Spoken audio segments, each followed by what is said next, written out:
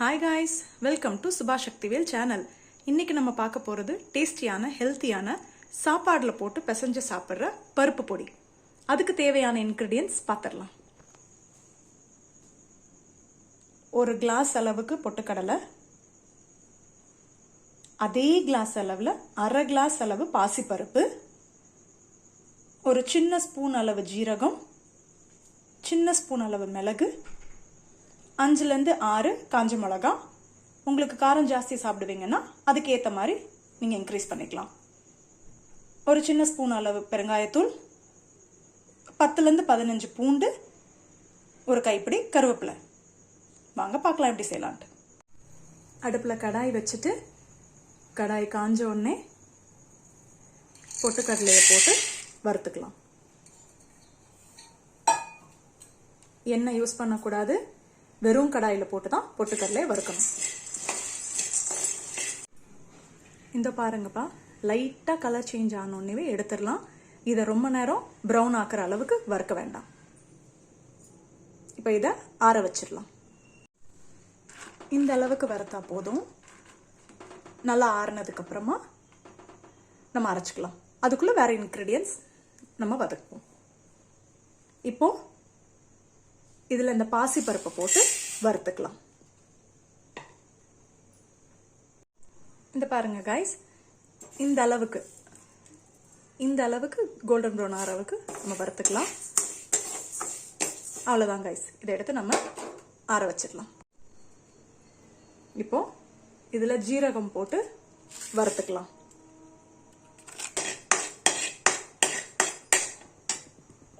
பாருங்க கைஸ், ஜீரகம் நல்லா பொரியுது.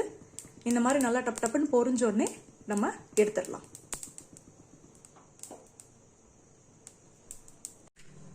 இப்போ மிளகு போட்டு வறுத்துக்கலாம். நல்லா மிளகு வாசம் வர்ற அளவுக்கு நம்ம வறுத்து எடுத்துக்கலாம். இப்போ இதில் காஞ்ச மிளகா போட்டு வறுத்துக்கலாம்.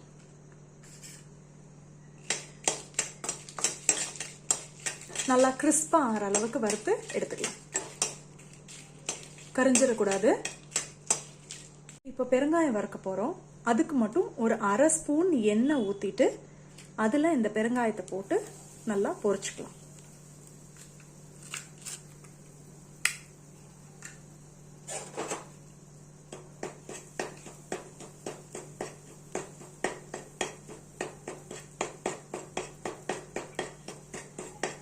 நல்லா பொரிஞ்சிருச்சு கைஸ். இப்போ இதில் நம்ம கருவேப்பிலை இலையை போட்டுக்கலாம்.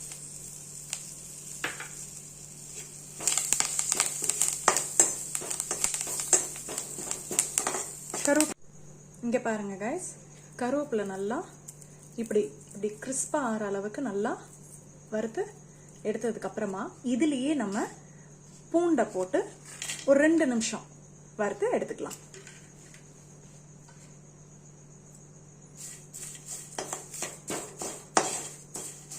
இந்த மாதிரி எல்லாத்தையும் ஒரு தட்டில் போட்டு நம்ம ஆற வச்சு எடுத்துக்கலாம்.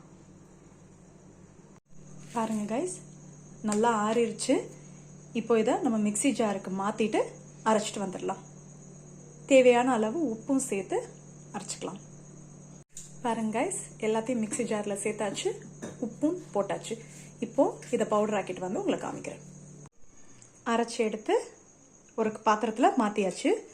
பொடி கொஞ்சம் சூடாக இருக்கும், அதனால் பாத்திரத்தில் மாற்றி கொஞ்சம் ஆறுனதுக்கு அப்புறமா ஏர்டைட் கண்டெய்னரில் மாற்றிக்கோங்க. வந்துட்டு டெய்லி ஒரு சூடான சாதத்தில் நெய் விட்டு இந்த பருப்பு சாத பொடி போட்டு சாப்பிட்டு பாருங்கள், சூப்பராக இருக்கும்.